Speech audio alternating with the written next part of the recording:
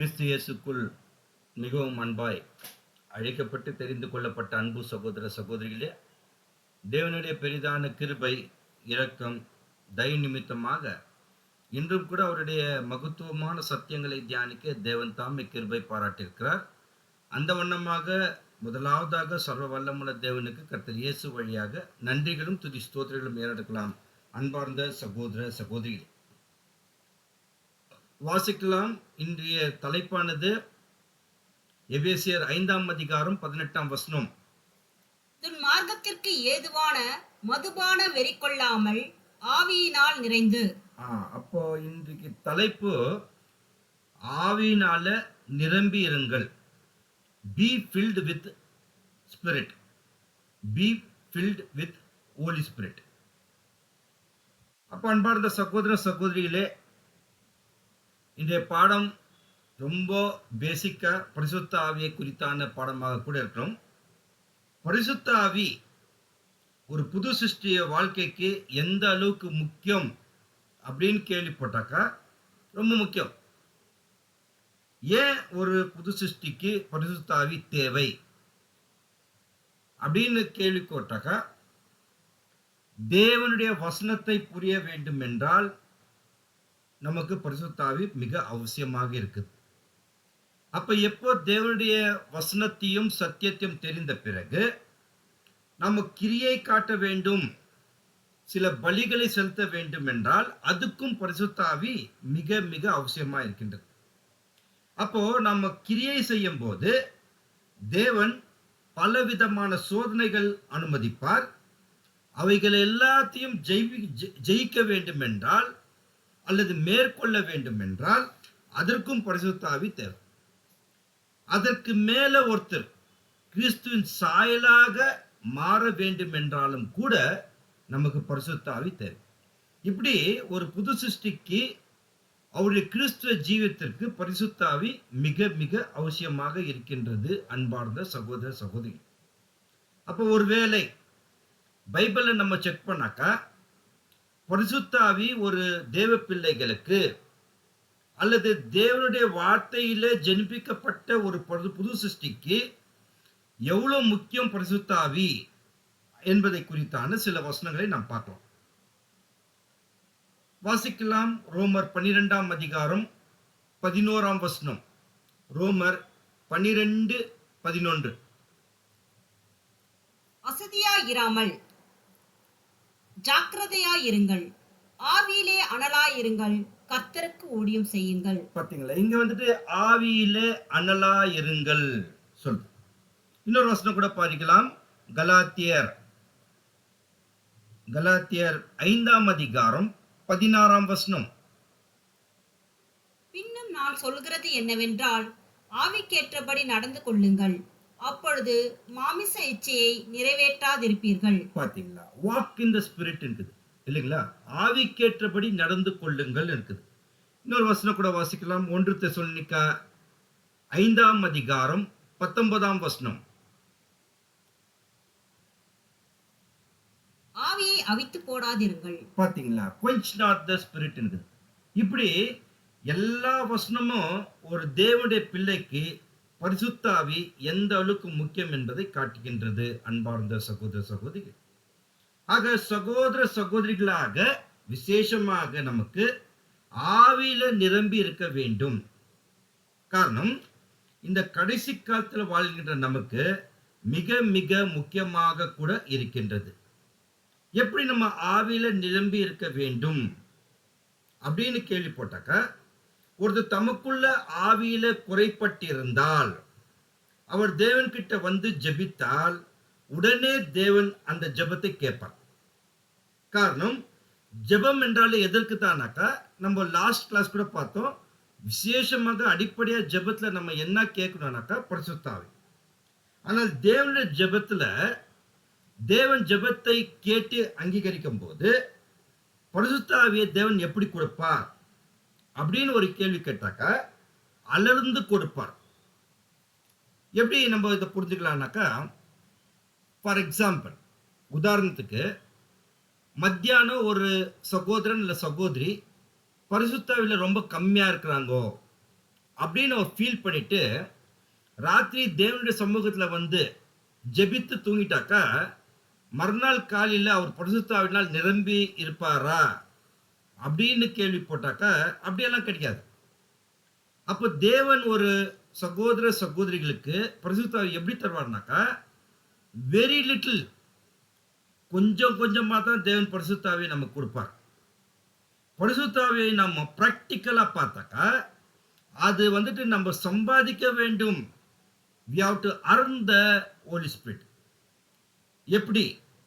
கொஞ்சம் கொஞ்சமா கொஞ்சம் கொஞ்சமா கிராஜுவலா தான் சம்பாதிக்கணும். அதே சமயத்துல அன்பார்ந்த சகோதர சகோதரிகளே, ஒருத்தர் பெற்றுக்கொண்ட பரிசுத்த ஆவியை அதை இழக்கணும்னாக்கா எப்படி இழப்பார்? how a brethren can lose the Holy Spiritனாக்கா கொஞ்சம் கொஞ்சமா இழப்பாரா இல்ல ஃபாஸ்டா இழப்பாரானாக்கா ரொம்ப ஃபாஸ்டா இழக்கிறதுக்கு அதிக வாய்ப்புகள் இருக்கின்றது அன்பார்ந்த சகோதர சகோதரிகளே. ஸோ பரிசுத்த ஆவி ஒருத்தர் வாங்கிட்டு தக்க வைத்துக் கொள்ள நம்ம போராட வேண்டும். ஆனால் அதே சமயத்துல கிடைத்த பரிசுத்த ஆவியை இழக்கணும்னாக்கா ரொம்ப சீக்கிரத்துல ரொம்ப சுலபமா அதை இழந்து விடலாம். அப்போ ஒரு புது சிருஷ்டிக்கு பெரிய சேலஞ்சு, ஒரு சவாலாக கூட இருக்கிறது. பைபிள் சொல்றது ஆவியில நீங்கள் நிரம்பி இருங்கள், be filled with the Holy Spirit இருக்கு. அப்ப எந்த அளவுக்கு Holy Spirit தேவை என்று வசனத்தில் கேட்டாக்க ஒரு அருமையான உவமை, அந்த உவமையில விசேஷமாக இப்போ வாழ்ந்து கொண்டிருக்கின்ற நாம் அதுல Holy Spirit விஷயத்துல என்ன நடக்கும் என்பதை சொல்லப்பட்டிருக்கின்றது. விசேஷமாக நம்ம இந்த கடைசி காலத்துல வாழ்கின்ற நாம் பரிசுத்தவான்கள் சபையில 2 வகுப்பார் இருப்பாங்க. அதுல எப்படி நம்ம பார்க்கிறோம்னாக்கா ஒரு வகுப்பார் பரிசுத்த ஆவியை நன்கு உணர்ந்து தக்க வைத்து போராடி கொண்டிருப்பாங்க. அவங்க எவ்வளவு பேர்னாக்கா சிலர், வெரி ஃபியூ. ஆனா அதே சமயத்துல அதே காலகட்டத்துல வாழ்கின்ற நாம் அவர்களும் உடன்படிக்கை செய்தவர்கள் தான். ஆனா ஹோலி ஸ்பிரிட் விஷயத்துல அதோடைய அவசியம் புரியாமல் அந்த அழைப்பையும் தெரிந்து கொள்வதையும் அவர் சரியான ரீதியில புரிந்து கொள்ளாமல் அந்த நம்பிக்கையை இழந்து போவதற்கு அநேக வாய்ப்புகள் இருக்கின்றது. இது ஒரு கோணம். இப்போ ஓரளவுக்கு நமக்கு புரியுது இல்லைங்களா, பரிசுத்த ஆவியுடைய இம்பார்ட்டன்ஸ் என்னன்னு நமக்கு புரியுது. விசேஷமாக ஒரு பேரபிள், எந்த ஓமை பரிசுத்த ஆவிக்கு உகுந்த ஒரு ஓமைனாக்கா நமக்கு எல்லாம் தெரியும். 10 கன்னிகைகள், 10 வர்ஜின்ஸ். அப்போ 10 வர்ஜின்ஸ்ல 5 பேர் புத்தியுள்ள கன்னிகை, 5 பேர் புத்தி இல்லாத கன்னிகை. புத்தியுள்ள கன்னிகை மணவாளனுடன் இணைக்கப்படுகின்றார். புத்தி இல்லாத கன்னிகை மணவாளனுடன் இணைய தவறுகின்றார். காரணம், புத்தியுள்ள கன்னிகை கிட்ட என்ன இருக்குதுங்க? எண்ணெய் இருக்குது. புத்தி இல்லாத கன்னிகை எண்ணெய் இல்ல, எண்ணெய் இல்லை. அப்ப இந்த ஓமை கொடுக்கக்கூடிய எச்சரிப்பு என்னன்னாக்கா பரிசுத்த ஆவி எந்த அளவுக்கு அவசியம், அதை பெற்றுக்கொண்டு தக்க வைத்துக் கொள்ள அவசியமாயிருக்கின்றது. அப்ப இந்த ஓமையுடைய அர்த்தம் மத்தேயு 25ஆம் அதிகாரம் 1 முதல் 11 முடிய இந்த ஒரு ஓமை இருக்கின்றது. புத்தி உள்ள கன்னிகை, புத்தி இல்லாத கன்னிகை. அதை நம்ம பேரபிள் ஸ்டடியில நம்ம பார்க்கலாம், தேவனுக்கு சித்தம் இருந்தால் அன்பார்ந்த சகோதர சகோதரி. அப்ப 10 கன்னிகைகள் அவருடைய நோக்கம், விருப்பம், லட்சியம் என்னன்னாக்கா மணவாளுடன் இணைக்க வேண்டும். 10 பேரை என்ன செய்து விடுறாங்கனாக்கா, வாசிக்கலாம் வசனம், ஒரு சில வசனம். மத்தேயு 25ஆம் அதிகாரம் 5ஆம் வசனம். மணவாளன் வர தாமதித்த போது அவர்கள் எல்லோரும் நித்திரை மயக்கம் அடைந்து தூங்கிவிட்டார்கள். பாத்தீங்களா, மணவாளன் வர தாமதிக்கிறார் இல்லைங்களா? அப்போ 10 பேர் என்ன ஆயிடுறாங்க? தூங்கிடுறோம். நெக்ஸ்ட் என்ன நடக்குதுனாக்கா மத்தேயு 25ஆம் அதிகாரம் 6ஆம் வசனம். நடு ராத்திரியிலே இதோ மணவாளன் வருகிறார், ஆ, அவருக்கு எதிர்கொண்டு போக புறப்படுங்கள் என்கிற சத்தம் உண்டாயிற்று. பாத்தீங்களா? முதல்ல 10 பேரும் தூங்கிடுறாங்க. அந்த 10 பேரும் மணவாளன் வந்த பிறகு பதறி அடிச்சு எழுந்துறாங்க. 10 பேரும் தூங்கிடுறாங்க. ஆனா அதுல 5 பேர் புத்தி இல்லாத கன்னிகை தூக்கத்துல எழுந்த பிறகு கூட இன்னும் அவங்க ஒரு பதட்ட நிலையில இருக்கிறாங்க. காரணம் என்னன்னாக்கா, அவங்க கிட்ட எண்ணெய் இல்லைனாக்கா எண்ணெய் இல்லை. இதுக்குரிய ஆவிக்குரிய அர்த்தம் என்னக்கா, அவர்களுடைய லட்சியம் நிறைவேறாது, அவர்களுடைய பயணம் மேற்கொண்டு பண்ண முடியாது. அந்த பயணத்துல ஒரு வெளிச்சம் ரொம்ப அவசியமா இருக்கிறது, அது அவர்கிட்ட இல்லை. அந்த வெளிச்சத்துக்கு எது தேவைன்னாக்கா எண்ணெய் தேவை. மறுபடியும் பாருங்க அன்பார்ந்த சகோதர சகோதரிகளே, பயணம் பண்ணணும்னாக்கா நமக்கு தேவை வெளிச்சம். அந்த வெளிச்சம் எதுல இருந்து வருதுனாக்கா எண்ணெய் இருந்தா தான் வரும். அதனாலதான் இந்த 5 புத்தி இல்லாத கன்னிகை தூங்கிடுறாங்க. எந்திரிச்ச பிறகு கூட ஒரு பதட்ட நிலையில இருக்கிறாங்க. பதட்ட நிலையில இருந்த அந்த புத்தி இல்லா கன்னிகை உடனே ஒரு சொல்யூஷன் தேடுறாங்க. என்ன சொல்யூஷன் தேடுறாங்கன்னா, இப்ப நத்திங் டு கோ, வேற வழியே இல்ல, புத்தி உள்ள கன்னிகை கிட்ட போறான். புத்தி உள்ள கன்னிகிட்ட போயிட்டு என்ன கேட்கறாங்கன்னா, கொஞ்சம் எண்ணெய் கொடுங்கன்னு கேட்கறாங்க. வாசிக்கலாம் வசனம், மத்தேயு 25ஆம் அதிகாரம் 8ஆம் வசனம். புத்தி இல்லாதவர்கள் புத்தி உள்ளவர்களை நோக்கி, உங்கள் எண்ணெயில் எங்களுக்கு கொஞ்சம் கொடுங்கள், எங்கள் தீவெட்டிகள் அணைந்து போகிறதே என்றார்கள். பாத்தீங்களா?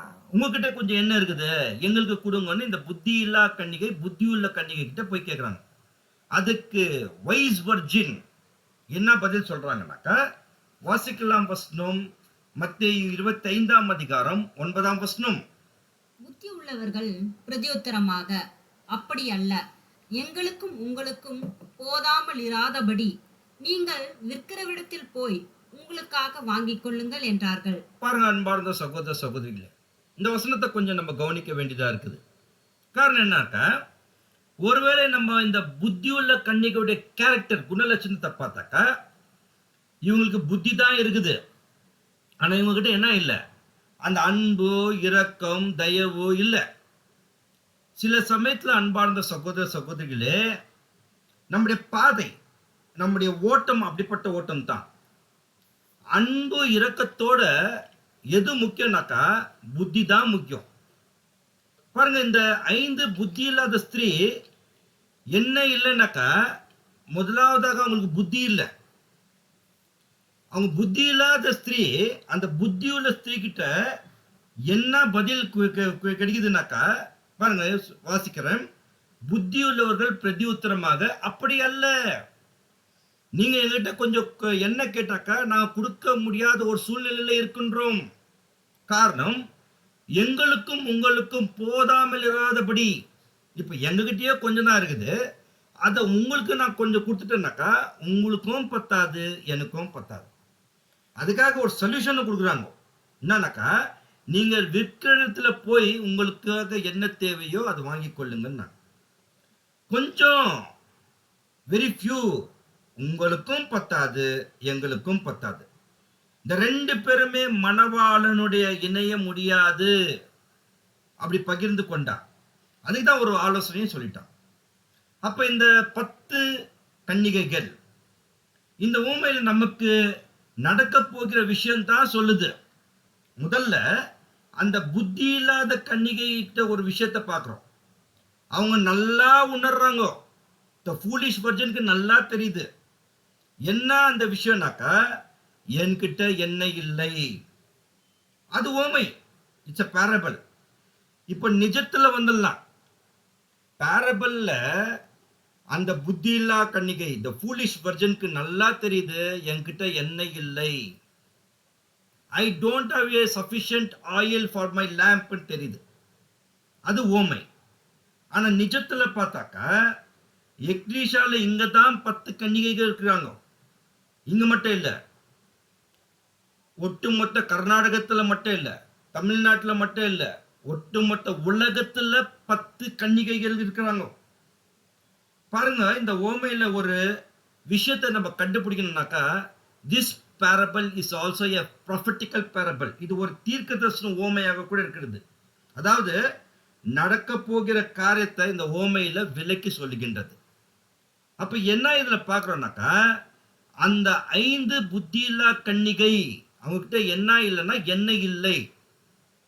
அது எதை குறிக்கிறதுனாக்கா, இந்த கடைசி காலத்துல ஒருவேளை அந்த வகுப்பார்கிட்ட ஒரு தெளிவு இருக்கும். They can able to understand one thing. What they can understand is என்கிட்ட பரிசுத்த ஆவி கம்மி. I have the Holy Spirit very little. அந்த ஒரு அறிவு அவங்க கிட்ட இருக்கும். அப்போ உவமையில என்கிட்ட எண்ணெய் இல்லை. நிஜத்துல இதுல என்ன நம்ம கண்டுபிடிக்கணும்னாக்கா, என்கிட்ட எண்ணெய் இல்லை. I got oil very few. எனக்கு வசனம் புரியவில்லை. சோதனை பலவீனத்தை என்னால மேற்கொள்ள முடியவில்லை.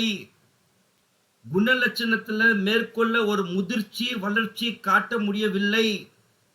இந்த மாதிரி ஃபீலிங்ஸ் எதை குறிக்கிறதுனாக்கா, ரொம்ப முக்கியம், மனசுல நினைக்கிறது போல இந்த உடன்படிக்கை ஜீவியம் என்னால வாழ முடியவில்லை.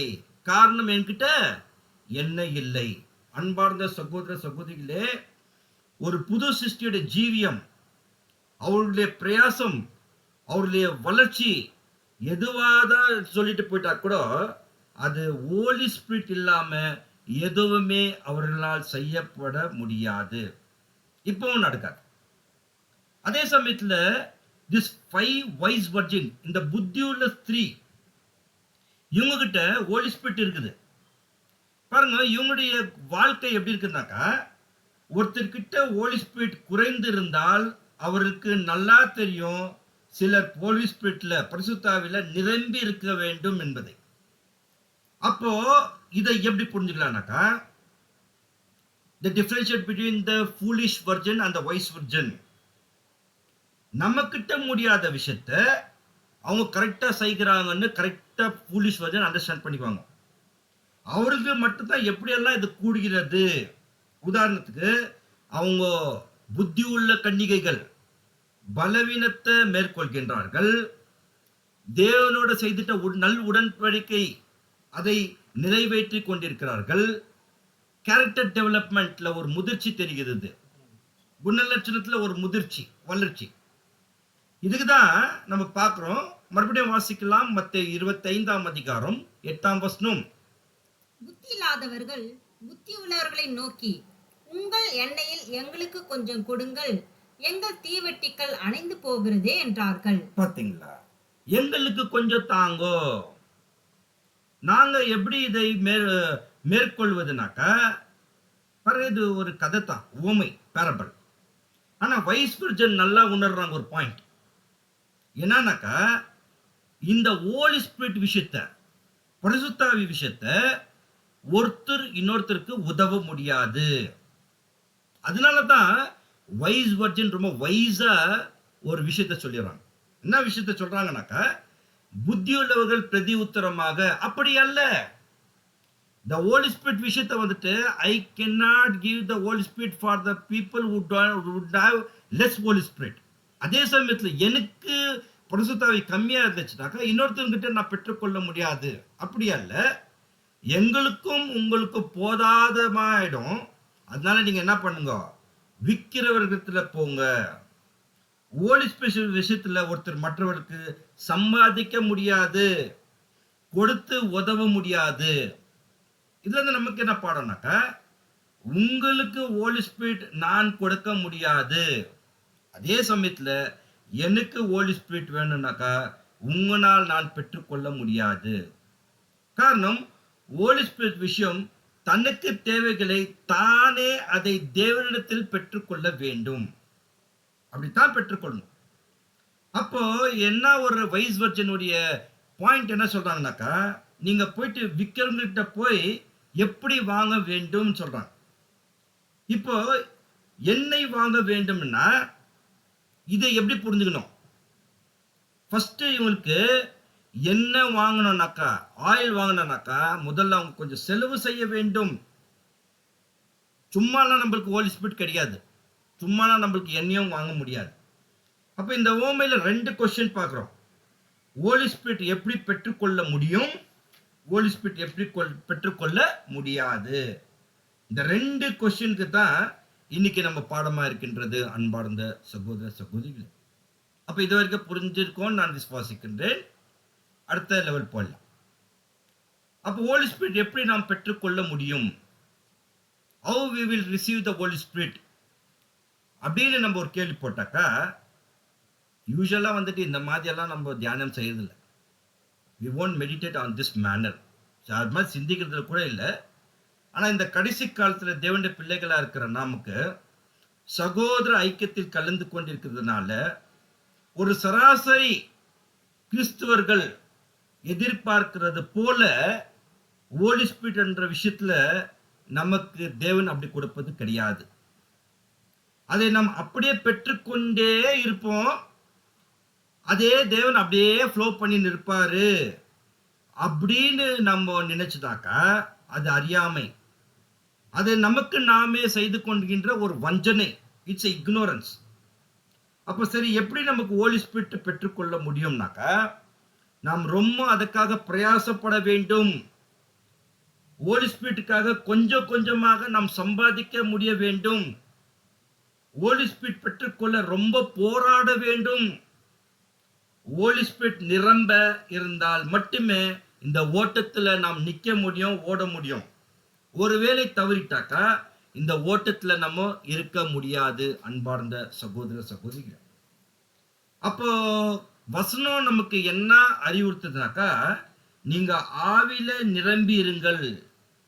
You filled with the holy spirit இருக்குது. அப்ப கேள்வி வந்துட்டு ரொம்ப சுலபமா இருந்தா கூட the question is very serious. ஒருத்தர் ஹோலி ஸ்பிரிட் எப்படி பெற்றுக்கொள்ள முடியும்? குறிப்பாக இந்த பொல்லாத உலகத்துல, இந்த தீமை நிறைந்த உலகத்துல, இந்த பாவம் நிறைந்த உலகத்துல, இந்த உவமையில சொல்லப்பட்டது போல ஃபர்ஸ்ட் நம்ம என்ன பண்ணோம்னாக்கா, விக்கிறவர்கள்ட்ட போக வேண்டும். நெக்ஸ்ட் காசு கொடுத்து வாங்க வேண்டும். இதுதான் பார்க்கணும். அப்ப ஃபர்ஸ்ட் ரொம்ப அடிப்படையா, ரொம்ப பேசிக்கா நம்ம என்ன கேள்வி போடுறோம்னாக்கா, what is meaning of holy spirit? பரிசுத்தாவி என்றால் என்ன? பரிசுத்தாவி அது வேண்டும் என்றால் நமக்கு என்ன அது வலியுறுத்துகின்றது? பரிசுத்தாவி, ஹோலி ஸ்பிரிட், அது தேவனுடைய வல்லமை. அப்ப தேவனுடைய வல்லமை எனக்கு தங்கி கிரியை செய்ய வேண்டும் என்றால், இது பரிசுத்தாவிடைய மீனிங்கை நம்ம பார்க்கும்போது, சும்மா பரிசுத்தாவினாக்கா அது நம்மளுக்கு புரிதல் வராது. பரிசுத்தாவினா தேவனுடைய வல்லமை, அதை நான் பெற்று என்னோட என்னுக்குள்ள தங்கி அது செயல்பட வேண்டும். It has to work in me. அதுதான் சீரியஸ்னஸ். இதை தான் நம்பணும். அப்போ தேவனுடைய வல்லமை, பரிசுத்தாவி சொல்லும் போது, இப்போ நம்ம பேசிக்கா ஆவி சொல்லிட்டாக்கா சோல் சப்ஜெக்டை நம்ம நிறைய பார்த்துட்டோம் இல்லைங்களா? ஆவி, ஸ்பிரிட், சூக்கி, நியூமா, காற்று, பிரெத், விண்ட், இதெல்லாம் ஆத்மா சப்ஜெக்டை பார்த்துட்டோம்.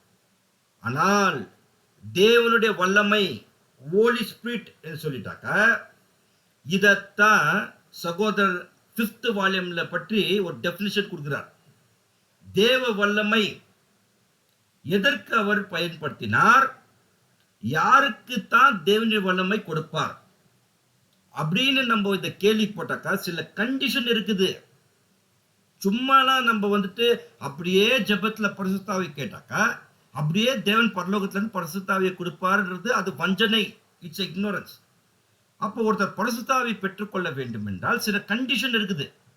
வாட் இஸ் த கண்டிஷன்னாக்கா, பிரதர் இங்க குறிப்பிடுறாரு, நீதிக்கும் அன்புக்கும் இசைந்திருந்தால் மட்டுமே தேவன் தன் வல்லமையை உபயோகிக்கிறார். நீதிக்கும் அன்புக்கும் இசைந்து இருந்தால் மட்டுமே தேவன் தன் வல்லமையை உபயோகிக்கின்றார். அப்ப இன்னைக்கு டிஃபரன்ஸ் பிட்வீன் தி மனுஷனுக்கும் மிருகத்துக்கும் இருக்கக்கூடிய வல்லமை என்னன்னு பார்த்தாக்கா, மிருகம் அந்த வல்லமை எந்தவித பிரின்சிபல்ல இருக்குதுனாக்கா இருக்காது. எந்த விதமான பிரின்சிபல் இருக்காதுனாக்கா தேவன் அப்படி கிடையாது. அந்த வல்லமை வந்துட்டு அதுக்கு ஸ்ட்ரென்த் இருக்கும் மிருகத்துக்கு. ஆனா ஒரு பிரதரன், ஒரு சகோதரன் சகோதரி கிட்ட அந்த தேவனுடைய வல்லமை இருக்குதாக்கா அது டிஃபரன்ஷியேட் பண்ணும். நீதிக்கும் அன்புக்கும் இன்னைக்கு இருக்கக்கூடிய டிஃபரன்ஸ் அது காக்கும். அதுதான் தேவனுடைய வல்லமை. இதை இங்கிலீஷ்ல நான் படிக்கிறேன் பாருங்க. வால்யூம் 5 பேஜ் 182ல பிரதர் சொல்றாரு, a broad definition of the word spirit of God, that is Holy Spirit, would be the divine will, influence or power exercised for any purpose in harmony with holiness and justice.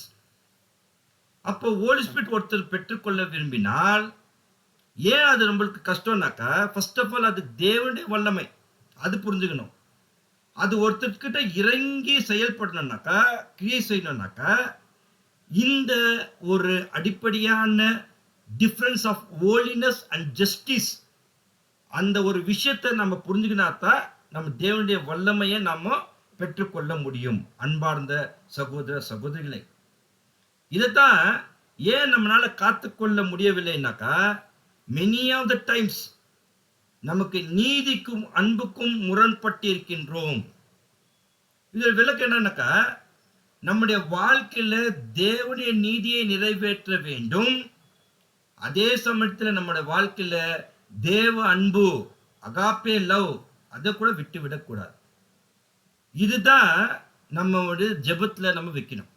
அன்பார்ந்த சகோதர சகோதரிகள், அப்ப இந்த தேவனுடைய Holi spirit நாம் எப்படி சம்பாதிக்க வேண்டும், பெற்றுக்கொள்ள வேண்டும்னா, நீதிக்கும் அன்புக்கும் இசைந்து நாம் காத்துக்கொள்ள வேண்டும்.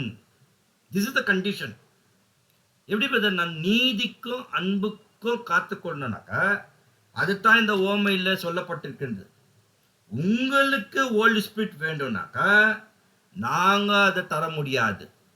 நீங்க என்ன செய்யணும்னாக்கா, விக்கிரங்கிட்ட போய் ஃபர்ஸ்ட் விக்கிரங்கிட்ட நீங்க போங்க. காரணம் ஹோலி ஸ்பிரிட் யாருடையது? தேவனுடையது. அப்ப தேவன்கிட்ட தான் நம்ம போகணும். அதை எப்படி வாங்கணும்னாக்கா, ஹோலி ஸ்பிரிட் வாங்கணும்னாக்கா சில செலவு செய்ய வேண்டும். அப்பதான் நம்ம ஹோலி ஸ்பிரிட்டை பெற்றுக்கொள்ள முடியும். அன்பார்ந்த சகோதர சகோதரிகள், அப்போ எப்படி ஹோலி ஸ்பிரிட்டை நம்ம பெற்றுக்கொள்ள வேண்டும்? பிராக்டிக்கலா நம்ம வந்துடலாம். தேவனிடத்தில் சேருங்கள். Keep your self near to the god or living your self to the close to the god. பார்க்கலாம் இதனுடைய வசனம். யாக்கோப்பு 4ஆம் அதிகாரம் 8ஆம் வசனம். தேவனிடத்தில் சேருங்கள், அப்பொழுது அவர் உங்களிடத்தில் சேருவார். பாவிகளே, உங்கள் கைகளை சுத்திகரியுங்கள், இருமனம் உள்ளவர்களே, உங்கள் இருதயங்களை பரிசுத்தமாக்குங்கள். பாத்தீங்களா? தேவனிடத்தில் சேருங்கள், அப்போது தேவர் உங்களிடத்தில் சேருவார். Draw nigh to God and he will draw nigh to you. This is the condition. அப்ப அன்பார்ந்த சகோதர சகோதரிகளே, புத்தி இல்லாத கன்னிகை ஏன் பரிசுத்தாவை பெற்றுக்கொள்ள முடியாத நிலைமைனாக்கா, அவங்க ஃபர்ஸ்ட் ஆஃப் ஆல் தேவனிடத்துல சேர முடியல. இது எப்படி புரிந்து கொள்ளுனாக்கா, தேவனிடத்தில் நெருங்கி இருப்பதுன்னா என்ன, அதை ஃபர்ஸ்ட் அவங்களுக்கு புத்தி இல்லா கன்னிகைக்கு தெரியாது. ஆனா புத்தியுள்ள கன்னிக்கு நல்லா தெரியுது எந்தெந்த கோணத்துல எந்தெந்த விஷயத்துல நம்ம தேவனிடத்தில் நெருங்கி இருக்கலாம். எந்தெந்த விஷயத்துலனாக்கா உங்களுக்கு கூட தெரியும். முதல்ல பிரேயர், ஜெபம். ரெண்டாவது தேவனுடைய வசனம். மூணாவது the fellowship of God through thinking about himself. தேவனுடைய ஐக்கியத்திலிருந்து தேவனையே நினைத்து கொண்டாதான் தேவனிடத்தில் நெருங்கி இருப்பார்கள். Last fellowship of the brother. ஒன்னொன்னு நம்ம பார்க்கலாம். This is the difference between, என்ன அவர் சொல்லிட்டாருனாக்கா, a broad definition of the Holy Spirit பத்தி definition கொடுக்குறாரு. would be the divine will, influence or power exercised for any purpose in harmony with holiness and justice. அப்போ holiness and justiceல நம்ம இருக்கணும்னாக்கா these four things is required. One is prayer, second is God's word, third is fellowship of God, and fourth is fellowship of brothers. Prayer. தேவன் கிட்ட நெருங்கி இருக்க வேண்டும் என்றால் ரொம்ப முக்கியம், அவசியம் ஜெபம். ஸோ ப்ரேயர்னா என்ன? Communicating to god. வாசிக்கலாம் வசனம் ரோமன்ஸ் 12:12. ரோமர் 12ஆம் அதிகாரம் 12ஆம் வசனம். நம்பிக்கையிலே சந்தோஷமாயிருங்கள், உபத்திரவத்திலே பொறுமையாயிருங்கள், ஜெபத்திலே உறுதியாய் தரித்திருங்கள். பாத்தீங்களா? ஜெபத்துல உறுதியாய் தரித்திருங்கள், கண்டினியூயிங் இன்ஸ்டன்ட் இன் பிரேயர் அப்படின்னு சொல்றாங்க. அப்ப அன்பார்ந்த சகோதர சகோதரிகளே, இதை நம்ம எப்படி புரிஞ்சுக்கலாம்னாக்கா, நாம எப்போதும் ஜெப ஜீவியத்துல இருக்கிறவர்களாக இருக்க வேண்டும். அன்பார்ந்த சகோதர சகோதரிகள், for continuing instant in prayer. ரொம்ப தடவை நம்ம என்ன பண்ணிடுறோம்னாக்கா, we are not supposed to pray in advance, but we should pray instantly. இதை எப்படி புரிஞ்சுக்கலாம்னாக்கா, பாருங்க, காலையில நம்ம ஒரு ப்ரேயர் பண்ணிடுறோம், அட்வான்ஸா ப்ரேயர் பண்ணிடுறோம். காலையில ஏஞ்சிட்டு, தேவனே இன்னைக்கு இந்த நாள் புதிய நாள் எனக்கு கொடுத்ததுக்காக நன்றி, இந்த நாள் முழுக்க உம்முடைய பிரசனம், உம்முடைய பாதுகாப்பு என்னோட இருந்து வழிநடத்தும் சொல்லிட்டு அட்வான்ஸா ப்ரேயர் பண்ணிட்டு போயிடும். அதே போல நைட்ல வந்துட்டு, ஆமா தகப்பனே நீ செய்துட்ட எல்லா நன்மை இவுக்காக நன்றின்னு சொல்லிட்டு படுத்தோம். அது இல்லை பிரேயர். பிரதர் என்ன சொல்றாருனாக்கா, we should not pray in advance, rather we should pray instantly. என்ன instantlyனாக்கா, வாசிக்கலாம் வசனம் எபிரியர் 4ஆம் அதிகாரம் 16ஆம் வசனம். எபிரியர் 4:16. ஆதலால் நாம் இரக்கத்தை பெறவும், ஏற்ற சமயத்தில் சகாயம் செய்யும் கிருபையை அடையவும், தைரியமாய் கிருபாசன தண்டையிலே சேரக்கடவோம். பாத்தீங்களா? ஆதலால் நாம் இரக்கத்தை பெறவும், ஏற்ற சமயத்தில், அதான் ரொம்ப முக்கியம். அப்போ ஒருத்தர் தேவனுடைய சமூகத்தில் இருக்கிறோம்னாக்கா, ஏற்ற சமயத்துல தேவனுடைய சமூகத்துக்கு வரணும். அப்படி தேவனுடைய பிள்ளைக்கு அநேக சோதனைகள், வஞ்சனைகள், போராட்டம் இருக்கும். அப்பேற்பட்ட சமயத்துல உடனே நம்ம கிருபாசனத்துக்கு வரணும். அட்வான்ஸா ப்ரேயர் பண்ணிட்டாக்கா, ஏற்ற சமயத்துல திடீர்னு நம்மளுக்கு ஒரு சோதனை வரும், திடீர்னு ஒரு வஞ்சனை வரும், திடீர்னு ஒரு போராட்டம் வரும்போது அந்த சமயத்துல instantly we have to come to the throne of grace and mercy. ஏன் இந்த மாதிரி சோதனையை மேற்கொள்ள முடியல நம்மளாலனாக்கா, நம்ம பல நேரம் சோதனை சமயத்துல கிருபாசனத்துல வர்றதுக்கு நம்ம மறந்துடுறோம். நம்முடைய விண்ணப்பம் தேவன்கிட்ட போறதில்ல. அந்த இக்கட்டான சோதனையான சமயத்துல தேவன்கிட்ட வர்றதில்ல. அவருடைய கிருபை, அவருடைய இரக்கம், அவருடைய வல்லமை நம்ம ஜெபிக்க மறந்துடுறோம். அப்பதான் ஒரு புது சுற்றிய வாழ்க்கையில தோல்வி அடைவதற்கு அநேக வாய்ப்புகள் என்னன்னாக்கா, ஏற்ற சமயத்துல கிருபாசனத்துல வர்றதுக்கு நாம் தவறி விடுகின்றோம். அதனால ஒரு புது சிருஷ்டி எப்படி இருக்குன்னா, total depend upon the god, total rely upon the god. இதைத்தான் நான் தேவனும் விரும்புகிறார். அதாவது கம்ப்ளீட்டா சுத்தமா நம்ம தேவனிட்டு சார்ந்து இருக்க வேண்டும். இதுதான் நம்ம இன்ஸ்டன்ட்லி ஏற்ற சமயத்துல நம்ம கிருபாசனத்துக்கு வரும். அன்பார்ந்த சகோதர சகோதரிகள், அப்போ ஜெபம் ஒரு புது சிருஷ்டிக்கு பரிசுத்தாவியை பெற்றுக்கொள்ள வேண்டும் என்றால், எந்த அளவுக்கு அவருடைய ஜெப ஜீவியம் இருக்குதோ அந்த அளவுக்கு தேவன் பரிசுத்தாவியை தருவார். இது ஃபர்ஸ்ட்.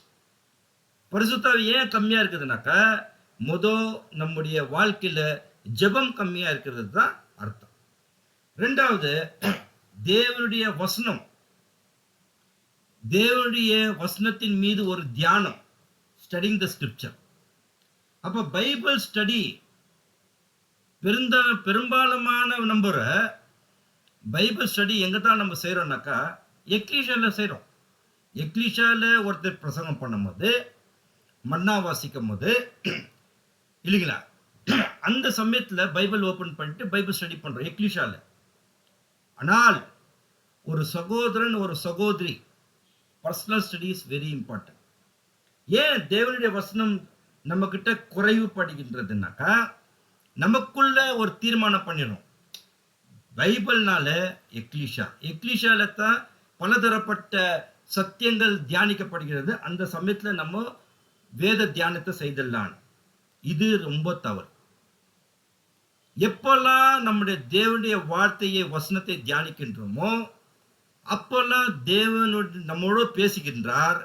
அதோடு கூட தேவனுடைய வல்லமை பரிசுத்த ஆவி நமக்கு கொடுக்கப்படுகின்றது. அன்பார்ந்த சகோதர சகோதரி, மூணாவது ஃபெலோஷிப் ஆஃப் காட், அதாவது தேவனை பற்றினே சிந்தனை.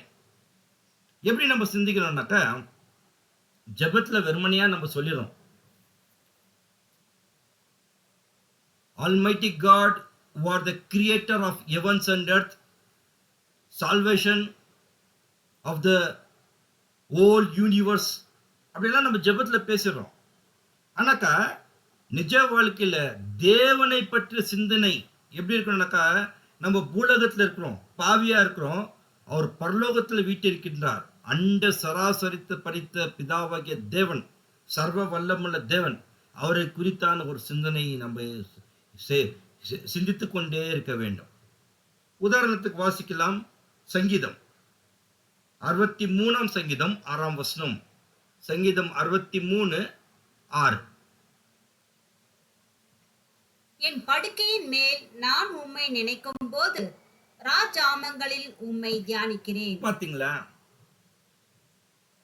தாவீது தேவனுடைய பிரம்மாண்டங்களை, தேவனுடைய சகல சிருஷ்டிப்புல எப்ப நினைக்கிறான்னா, அவர் படுக்கும்போது கூட, நான் என் படுக்கையின் மேல நான் உம்மை நினைக்கும் போது, என்னங்க இது, ராஜாமங்களில் உம்மை தியானிக்கின்றேன். ராஜாமங்கள்னா ரா முழுக்க உம்மை தியானிக்கின்றேன். அந்த அளவுக்கு தாவீது தேவனுடைய பிரம்மாண்டங்களை தியானித்துக் கொண்டிருக்கிறார். அதே மாதிரி தேவனை குறித்தான ஒரு சிந்தனை எப்படி இருக்கணும்னாக்கா, இன்னொரு வசனம் கூட வாசிக்கலாம். சங்கீதம் 77 சங்கீதம் 12 வசனம். உம்முடைய கிரியைகளை எல்லாம் தியானித்து உம்முடைய செயல்களை யோசிப்பேன் என்றான். பாத்தீங்களா, இங்க கூட சங்கீதக்காரராகிய தாவீது என்ன பண்றாருனாக்கா, அவர் செய்துட்ட சகல சிருஷ்டிகள் கிரியைகள் எல்லாம் தியானித்து உம்முடைய செயல்கள் எல்லாம் அவர் என்ன பண்றாராம், பூலோகத்துல யோசனை பண்ணிக்கிறாராம். அப்பா, என்ன மாதிரி தேவன், நான் மாதிரி சிருஷ்டி பண்ணிருக்கார், அவருடைய கிரியைகள்லாம் எப்படி பிரம்மாண்டமா இருக்கிறதுன்னு, அப்படி தேவனை குறித்தான ஒரு சிந்தனையில் அவர் இருக்கிறார். அன்பார்ந்த சகோதர சகோதரிகளே, இன்னொரு வாசிக்கலாம். சங்கீதம் 119 சங்கீதம் 15 வசனம். உமது கட்டளைகளை தியானித்து உமது வழிகளை கண்ணோக்குகிறேன். பாத்தீங்களா, கட்டளைகளை தியானித்து அப்படின்னாக்கா, தேவனுடைய கிரியைகளை தியானித்து, தேவனுடைய செயல்பாடுகளை தியானித்து, தேவனுடைய வழிகளை எல்லாம் அவர் பார்க்கிறாராம். அன்பார்ந்த சகோதர சகோதரிகள், அப்ப ரொம்ப முக்கியம், தேவன் நம்முடைய வாழ்க்கையில செய்துட்ட காரியங்கள் அதெல்லாம் தியானிக்கிறோம். லாஸ்ட் நம்ம பார்த்துட்டோம், we all know what is the importance of fellowship with brethren, அதாவது சகோதர ஐக்கியம். இது கூட ரொம்ப முக்கியம். காரணம், ஃபெலோஷிப் பங்குவதற்கு வாய்ப்பு இருக்கும்போது, ஆனால் பங்கு பெற வேண்டும். ரொம்ப ரொம்ப ரொம்ப தவிர்க்க முடியாத சூழ்நிலையில ஃபெலோஷிப் கட் ஆயிடுச்சுனாக்கா பரவாயில்ல. ஆனா தவிர்க்க முடியாத சூழ்நிலை இல்லைங்க, எல்லா சூழலும் இருக்குது ஃபெலோஷிப் பண்றது. ஆனால் அப்ப கூட நான் ஃபெலோஷிப் பண்றதுன்னாக்கா something wrong with us. So அந்த சிம்டம்ஸ் நம்ம கண்டுபிடிக்கணும் வேணும் கரெக்டா. ஏன்னாக்கா ஆவிக்குரிய யாரெல்லாம் ஃபெலோஷிப்ல கலந்து கொள்ளவில்லை என்றால், who are all the brethren is not coming in the fellowship with brethren-னாக்கா அவங்களுடைய ஆவிக்குரிய வாழ்க்கை செத்து போயிடுச்சு. அதுதான் பொருள். எப்போ அவங்களுடைய ஆவிக்குரிய விஷயம் செத்து போயிட்டா தான் அவங்க ஒரு சபை கூடுதலுக்கு வர்றதில்லை. ரொம்ப ரொம்ப ரொம்ப ரொம்ப ரொம்ப எளிமை தாங்க. Who are the brethren who are not coming to the ecclesia-னாக்கா they are not in the spirit. அவங்க ஆவியில வளர்ச்சி இல்லை, அதனால தான் பிரதர் என்ன சொல்றாருனாக்கா, ஒரு விஷயத்த வாசிக்கிறேன். ரொம்ப பியூட்டிஃபுல்லா இருக்குது. உங்களுக்கெல்லாம் தெரியும். We are more or less like coal of fire, which if separated will tend to cool rapidly. அதாவது இந்த ஒரு கோல் கன கன கனன்னு எரிஞ்சு தக தக தக ரெட் செகுப்பா இருக்குது. அது எல்லாம் அடுப்பு கறி. அதெல்லாம் ஒண்ணா இருந்தாக்கா, அது வந்துட்டு ரொம்ப ஜகஜோதியா எரிஞ்சுன்னு இருக்கும். அந்த எல்லா அடுப்பு கறி வெறுகுல ஒரு வெறுகு எரிஞ்சு கொன்ற வெறுக செப்பரேட்டா எடுத்து வச்சுட்டாக்கா இம்மிடியட்லி ரேபிட்லி கூல் ஆயிடும். அமுச்சு போயிடும். ஆனா அதே சமயத்துல but which if brought together will tend to increase in fervency the whole mass. அதாவது அதே அணிஞ்சு போன ஒரு வெறுக மறுபடியுமாக இந்த எரியிற வெறுகுகள்ல வச்சுட்டாக்கா திரும்ப தக்க தக்க தக்க தக்கன்னு எரியறதுக்கு அது ரொம்ப வாய்ப்புகள் இருக்கின்றது. அது அவங்களுக்கு ரொம்ப ஹெல்ப்ஃபுல்லா இருக்கும். That is fellowship. அதாவது fellowship in Sunday service or Friday meeting or Wednesday meeting purposes, யார் ஒருவர் சத்தியத்தில் ஒரு பலவீனமா இருக்கிறாங்களோ அது சகோதர சகோதரிகள் மத்தியில தேவ வசனத்தின் மூலியமாக சத்தியத்தின் மூலமாக மறுபடியும் அவங்களுக்கு அந்த ஜீல் வரும்.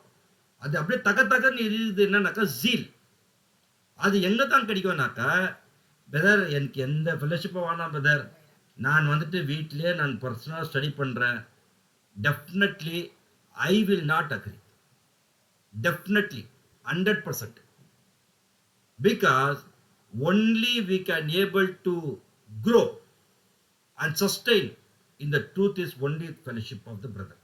அன்பார்ந்த சகோதர சகோதரிகள், அப்போ ஒருத்தர்கிட்ட ஹோலி ஸ்பிரிட் பெற்றுக்கொள்ள வேண்டும் என்றால் பார்த்துட்டோம் 4 பாக்கியம்.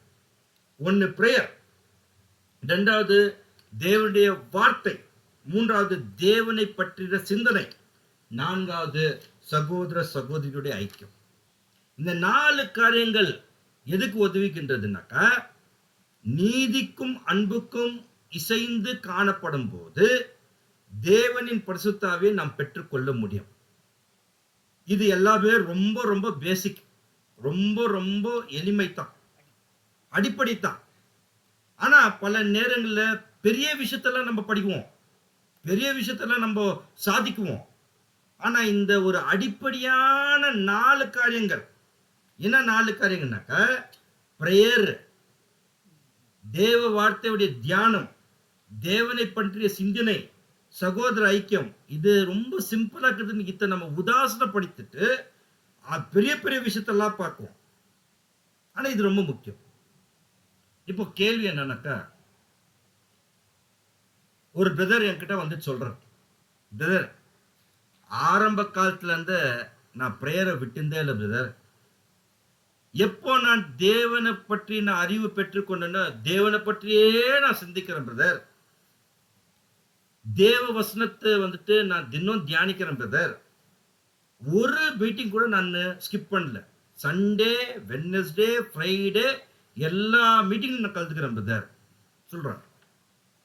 ஆனாலும் ஏன் நம்ம கிட்ட இன்னும் ஹோலி ஸ்பிரிட் கம்மியா இருக்கு? இதெல்லாம் செய்து கூட, இந்த 4 காரியங்கள் செய்துட்டு கூட நம்ம கிட்ட ஹோலி ஸ்பிரிட் ஒருவேளை கம்மியா இருக்குது, அதிக வாய்ப்புகள் இருக்குது. ஏன் அப்படின்னு கேள்வி போட்டாக்கா, இவைகளை எல்லாம் பயன்படுத்த வேண்டும். எது? இந்த ஒரு பிரேயரு, தேவ வசன தியானம், தேவனை குறித்து பரித்தான சிந்தனை, சகோதர ஐக்கியம், இதெல்லாம் இந்த 4 காரியங்களும் நம்ம பயன்படுத்தணும். இது ஒன்லி a வே, வழிதான். ஆனா நம்ம என்ன பார்த்துட்டோம்னாக்கா, அந்த புத்தியுள்ள ஸ்திரீக்கு புத்தி இல்லாத ஸ்திரீ கிட்ட, புத்தி இல்லாத ஸ்திரீ என்ன பண்ணிச்சு, எண்ணெய் கம்மியா இருக்குதுன்னு சொல்லிட்டு புத்தியுள்ள ஸ்திரீ கிட்ட எனக்கு கொஞ்சம் எண்ணெய் கொடுங்கன்னு சொல்லும் போது அந்த புத்தியுள்ள ஸ்திரீ என்ன சொல்லிச்சுனாக்கா, எனக்கும் பத்தாது உனக்கும் பத்தாது, நீ விக்கிரங்கள் கிட்ட போ, அதை வாங்குன்னு சொல்லிச்சு. அப்போ நம்ம விக்கிரங்கள்கிட்ட இன்னும் போல. இந்த 4 பாயிண்ட் நம்ம பண்ணிருக்கிறோம். பிரேயர், தேவ வசன தியானம், தேவனை குறித்தான தியானங்கள் இல்லைங்களா, சிந்தனைகள், அப்புறம் ஃபெலோஷிப் ஆஃப் த பிரதர்ஸ் இருக்குது. ஆனா இது ஒரு வழி தான். இட்ஸ் ஒன்லி a வே. இன்னும் நம்ம செலவு செய்யலாம் அன்பார்ந்த சகோதர சகோதரிகளே. பாருங்க, இதை வெறும் நம்ம வந்துட்டு வழிதான். ஆனா பயன்படுத்துறது வந்துட்டு இது சாதாரண விஷயம் அல்ல. ஹோலி ஸ்பிரிட் வேணும்னாக்கா நாம வந்துட்டு செலவு செய்ய வேண்டும். செலவுனா என்ன? கஷ்டம். அவ்வளவு சுலபமா ஹோலி ஸ்பிரிட் தேவன் நம்மளுக்கு கொடுத்துட மாட்டார். கஷ்டம்னா என்ன? அது ரிஸ்க். நம்ம ரிஸ்க் எடுக்கணும். வாட் இஸ் த ரிஸ்க்னாக்கா, இந்த ரிஸ்க் எடுத்தா தான் ஹோலி ஸ்பிரிட் கிடைக்கும். அந்த 4 பார்த்துட்டோம் இல்லையா, that is only a way. But to obtain the Holy Spirit, these 3 things have to be done. என்னன்னாக்கா இது தாங்க கஷ்டம். இதனால தான் நம்மள நிறைய பேருக்கு holy spirit we have not filled with Holy Spirit.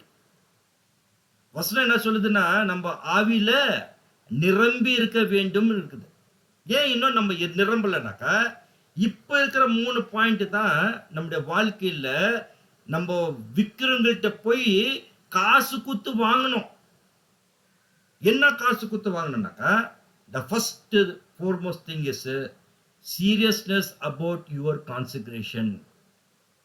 செய்திட்ட உடன்படிக்கை குறித்து ஒரு ஜாக்கிரதை உணர்வு நமக்கு எப்போதும் இருக்க வேண்டும்.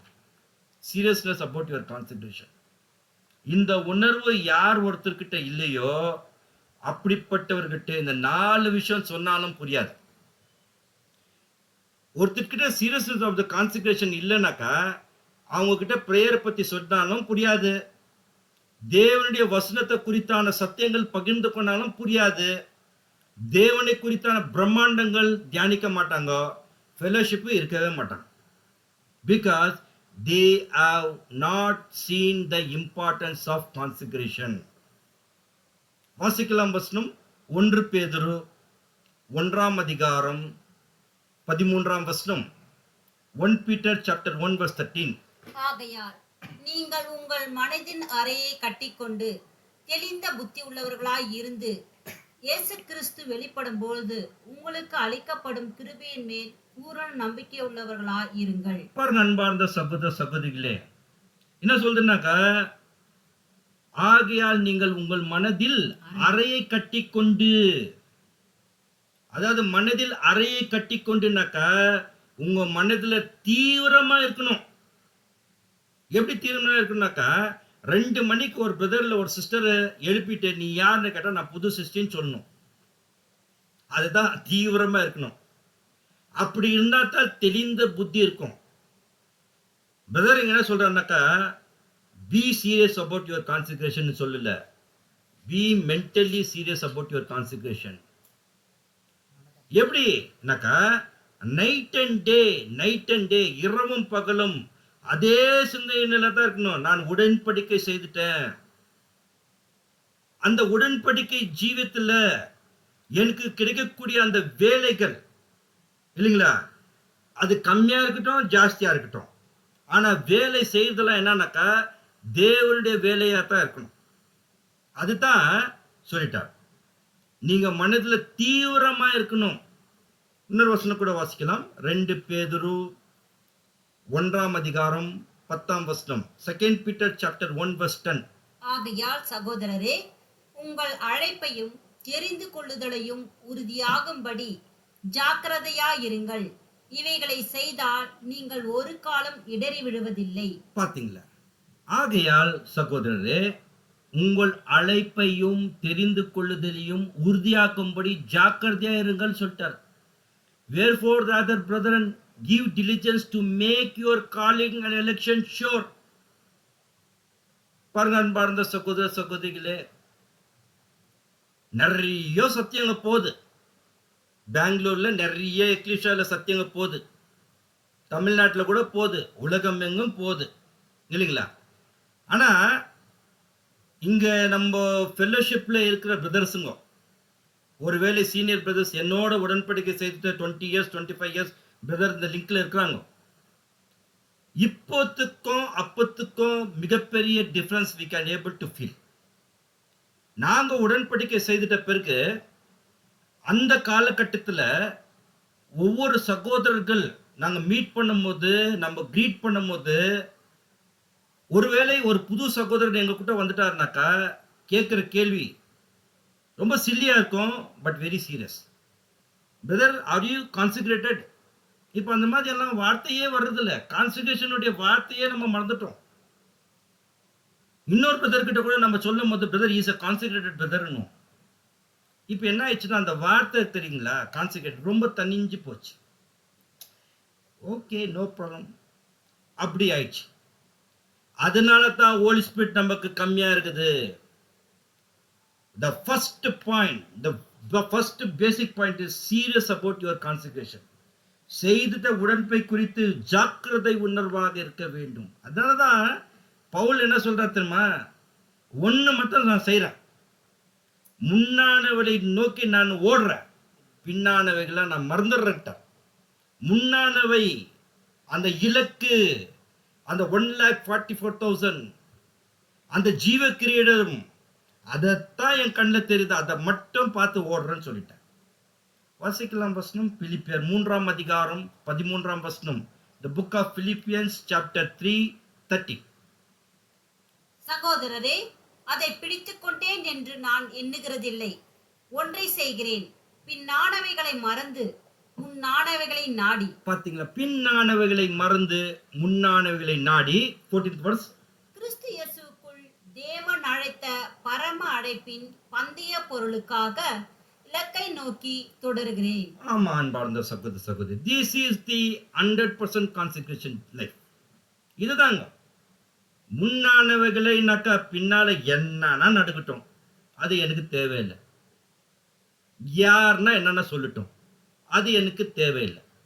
நான் வந்துக்கிற நோக்கம், என்னுடைய purpose, my aim, goal, ambition is to become the likeness of Christ and to obtain the prize.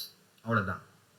அப்போ ஏன் ஒருத்தர் பரிசுத்தாவை பெற்றுக்கொள்ள அவர் தவறிட்டார்னாக்கா, அந்த கான்சிக்ரேஷன், இம்பார்ட்டன்ஸ் ஆஃப் கான்சிக்ரேஷன் அவர்கிட்ட ஒரு தெளிவில்லை. அது செலவு செய்யணும். It won't give freely. For that we have to take the risk. Consecration இந்த உலகம் அவ்வளவு ஈஸியா? அது ரிஸ்க் எடுக்கணும். For that we have to spend. அதனால தான் ஹோலி ஸ்பிரிட் நமக்கு கம்மி. ரெண்டாவது, ஏன் நமக்கு பரிசுத்த ஆவி ரொம்ப கம்மியா தோன்றது feel பண்றோம்னாக்கா, zeal toward the truth should be நாளுக்கு நாள் அது என்ன ஆகணுங்க? வைராக்கியமா எரியணும், பற்றி எரியணும். நம்முடைய வைராக்கியம் தேவனுடைய சத்தியத்திற்காக ஒருபோதும் குறைவில்லாமல் அது காத்துக்கொள்ள வேண்டும். இதுவோ ரொம்ப கஷ்டம், ரொம்ப கஷ்டம். ஆரம்ப காலத்துல தேவனுடைய வசனம் சத்தியம்னாக்கா எப்படி நம்ம பார்க்கணும்னாக்கா, டெய்லி நாமளே பர்சனல் ஸ்டடியில இந்த வசனம் எப்படி இருக்குது, அந்த வசனம் எப்படி இருக்குது, இந்த உபதேசத்துக்கு எப்படி சொல்லுது, அந்த உபதேசத்துக்கு என்ன அந்த விளக்கம், அப்படி இருந்த நாட்கள் போயிடுச்சு. இப்போ என்ன ஆயிடுச்சுன்னா, போக போக சத்தியத்து மேல ஒரு காம்ப்ரமைஸ், சத்தியம் ரொம்ப தனிஞ்சு போச்சு, ஜீல் ரொம்ப தனிஞ்சு போச்சு, வைராக்கியம். உபதேசம் பிரதர், அது 52 சப்ஜெக்ட் பிரதர், எப்போ 20 வருஷத்துக்கு முன்னாடி கேட்டேன் பிரதர், அவ்வளவுதான். People have got misunderstanding about the basic doctrine. It is not the basic doctrine. It is the essential doctrine. அதனாலதான் பிரதர் ரசல் சொல்றாரு, இந்த ஒரு உபதேசத்துல உங்களுடைய மனநிலை எப்படி இருக்கணும்னாக்கா, our joy, our pleasure, our intoxication must be of the spiritual kind. புரியுதுங்களா? 7ஆம் தூதருடைய எழுத்துக்கள் புரியுதா? அதாவது என்ன சொல்றாருனாக்கா, ஒரு புது சிருஷ்டி உங்களுக்கு சந்தோஷம் இருக்குதா? நல்லது. உங்களுக்கு சுகமான ஒரு ஃபீலிங்ஸ் இருக்குதா? நல்லது. உங்களுக்கு இன்டாக்சிகேஷன் என்னங்க? போதை இருக்குதா? அது எதுவாக இருந்துட்டாலும் சரி, அது உங்களுக்கு சந்தோஷம் தருதா? அது உங்களுக்கு மகிழ்ச்சி கொடுக்குதா? அதுல நீங்க அடிமையா இருக்கிறீங்களா? சீர்தன் போங்க. ஆனா எல்லாமே ஆவிக்குரிய விஷயமா இருக்கணும். all your joy, your pleasure and your intoxication must be the spiritual kind. ஒருவேளை இதை எப்படி புரிஞ்சுக்கலாம்னாக்கா, பிரதர் அவருக்கு பைபிள் படிக்கலனாக்கா கையெல்லாம் நடுங்குது. Very good, okay. அந்த அளவுக்கு பைபிள்ல அவர் என்ன ஆயிட்டுக்கிறாரு, அடிமை ஆயிட்டுக்கிறார். அப்ப ரெண்டாவது ஒரு புது சிருஷ்டி ஏன் ஹோலி ஸ்பிரிட் பெற்றுக்கொள்ளவில்லை என்றால், அதாவது ஹோலி ஸ்பிரிட் ஏன் கம்மியா இருக்குதுனாக்கா, இதுவும் கூட அவர் செலவு செய்யணும். செலவு செய்யணும் என்ன, he has to put the time. அது செலவு கொடுக்கணும். வேதத்துக்காக நம்ம டைம் ஸ்பெண்ட் பண்ணணும். ஒரு பிரதர் வந்துட்டு ஒரு உபதேசம் பேசுறாருனாக்கா, அந்த உபதேசத்துக்கு நம்ம மாற்று கருத்து வந்துட்டு அப்படியே சொல்றது ரொம்ப சுலபங்க. ஆனா அந்த சகோதரர் எவ்வளவு கடினப்பட்டாரு, அதுக்காக எவ்வளவு புக்ஸ் ரெஃபர் பண்ணாரு, அதை நம்ம திங்க் பண்ணணும். So he has spent the time for that purpose only. He got the Holy Spirit and he could able to share that doctrine. இதுதான் ரொம்ப முக்கியம். ஏன் ஹோலி ஸ்பிரிட்ல ரொம்ப குறைவே இருக்கிறானாக்கா, நம்முடைய வைராகியம் தேவனுடைய வசனத்துக்காக ஒருபோதும் குறைவில்லாமல் இருந்தால் நமக்கு பரிசுத்த ஆவி கிடைக்கும். தேர்ட் பாயிண்ட், இது ரொம்ப வித்தியாசமா இருக்குது. ஏன் நமக்கு பரிசுத்த ஆவி ரொம்ப கம்மியா இருக்குதுனாக்கா, loyalty to the principle of righteousness. அதாவது நீதியின் கொள்கைக்கு உண்மையாக இருந்து வாழக்கூடிய ஒரு வாழ்க்கை. ரொம்ப சிம்பிளா சொல்லினாக்கா, என்னுடைய சொந்த பலவீனத்தை உண்மையாக ஏற்றுக்கொள்ள வேண்டும். இது என்னுடைய வீக்னஸ், இது எனக்கு நல்லாவே தெரியும்.